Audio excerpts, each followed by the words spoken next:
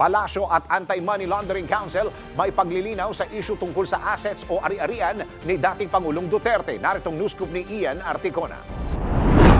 Binawi ng Communications Undersecretary Claire Castro ang nauna niyang pahayag na ipinauubayan na ng pamahalaan sa Anti-Money Laundering Council ang anumang freeze order na maaaring ipalabas ng International Criminal Court laban sa mga ari-arian ni dating Pangulong Rodrigo Duterte. Sa press briefing sa Malacanang, nilinaw ni Yusek Castro na walang ibinibigay na anumang commitment ang administrasyon sa pagpapatupad ng naturang utos o anumang utos mula sa ICC. Nanindigan aniya ang Marcos administration na walang jurisdiksyon ang ICC sa Pilipinas. Samantala, sinabi naman ni AMLC Executive Director Matthew David na hanggang ngayon ay wala pa silang natatanggap na anumang opisyal na request mula sa ICC o sa anumang kaugnay na ahensya. Sakali man aniya makatanggap sila ng request, susuriin nila ito at ikokonsulta sa mga kinauukulang ahensya ng gobyerno para matukoy ang magiging tugon ng Pilipinas. Tiniyak din ni David sa publiko na patuloy na gagampanan ng AMLC ang kanilang mandato alinsunod sa batas at itinakdang mga proseso.